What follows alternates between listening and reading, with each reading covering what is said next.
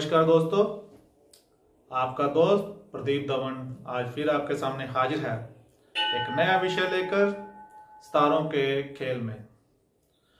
दोस्तों, उम्मीद है जो मैंने पिछले एपिसोड में आपसे चर्चा की वो आपको पसंद आई होगी और उसका आपको जरूर लाभ मिला होगा।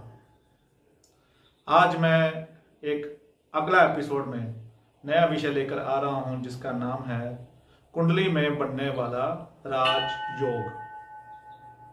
दोस्तों, जब व्यक्ति जन्म लेता है तभी उसकी कुंडली में ये योग बन जाता है, परंतु वो योग फलीभूत कब होता है ये व्यक्ति की उम्र के ऊपर निर्भर करता है।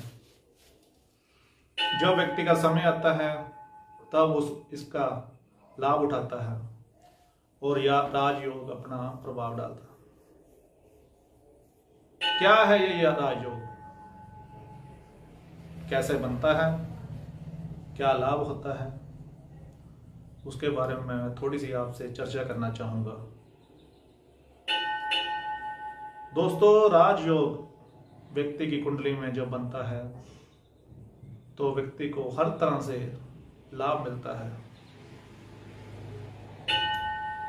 ये जब कुंडली में लग्नेश यानी लगन का मालिक उसके कुंडली में केंद्र में स्थित होता है या त्रिकोण के साथ अपना संबंध बनाता है तो व्यक्ति को ये योग प्राप्त होता है। अलग अलग तरह से व्यक्ति के जीवन में ये प्रभाव डालता है और व्यक्ति इसका लाभ उठाता है। जैसे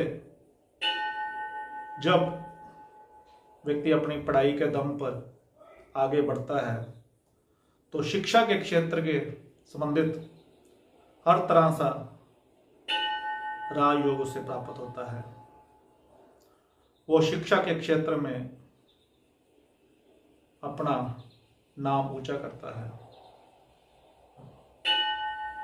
अगर वो किसी बिजनेस में अपना पांव रखता है तो वो बिजनेस को इतना ऊंचा उठाता है कि उसका नाम लिखा जाता है, लोग उसके नाम की चर्चा करते हैं। वो जहां पे जाता है सभी उसके आगे सिर झुकाते हैं। इसी तरह किसी तरह की सरकारी पदवी या प्राइवेट जॉब भी अगर हो तो उसको उच्च पद की प्राप्ति होती है, प्रशासनिक अधिकारी बनता है, सारा प्रशासन को वो अपने अधीन करके चलता है। दोस्तों, जीवन में अगर योग की बात की जाए तो ये राजयोग 32 तरह के अपने प्रभाव डालते हैं व्यक्ति के ऊपर और व्यक्ति को अपनी उम्र में अलग अलग पड़ावों के ऊपर ये अपना प्रभाव दिखाते हैं। परंतु ये जरूरी नहीं है कि सभी व्यक्तियों के कुंडली में ये 32 राजयोग बनते हों। किसी के कुछ भी नहीं बनता, कई बार किसी के कुछ कम बनते हैं, परंतु हर व्यक्ति कोई ना कोई ये राजयोग से संबंधित योग अपनी कुंडली में लेकर आता है। ये योग किसी अच्छे ज्योतिषी से परामर्श लेकर उसके संज्ञान में यह जाना जा सकता है। आपको एक अच्छा ज्योतिषी ही बताएगा कि आपकी कुंडली में आप कौन सी दिशा में जा सकते हैं जिससे आपको लाभ प्राप्त होगा और ये योग आपका स्वागत करेगा। इस योग के माध्यम से व्यक्ति अपनी समस्याओं से छुटकारा पाता है। ज्योतिषी से परामर्श लेकर उसको सही दिशा मिलती है।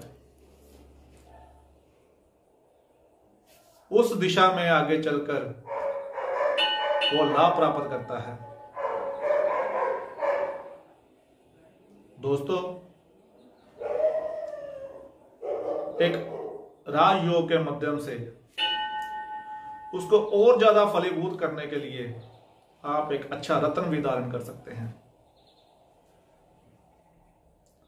अच्छा रत्न और उसके साथ अच्छा योग अगर मिल जाए तो सोने पे सुहागे वाली बात भी बनती है।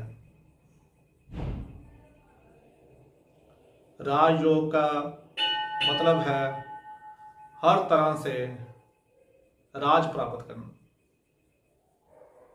चाहे वो बिजनेस में हो, पद प्रतिष्ठा में हो, राजनीति में हो, शिक्षा के क्षेत्र में हो। राजयोग उसकी यश और कीर्ति का संसार में गुणगान कराता है।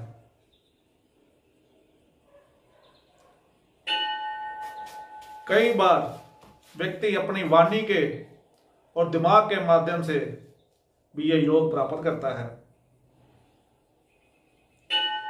उसकी वाणी ही उसको यह योग दिलाती है और कई बार उसको अपने कर्म के द्वारा यह योग प्राप्त करना पड़ता है।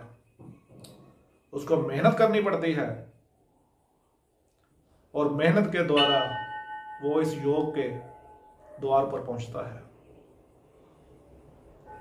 ये कब और कैसे प्राप्त होता है, किन ग्रहों के चाल और संबंधों से प्राप्त होता है, ये आप एक अच्छे ज्योतिषी से परामर्श लेकर जान सकते हैं। दोस्तों, आज मैंने आपको छोटी सी जानकारी दी। उम्मीद है आपको पसंद आएगी और आगे भी आप मेरे साथ इसी तरह निरंतर बने रहेंगे। धन्यवाद। आपका दोस्त प्रदीप धवन, सितारों के खेल में।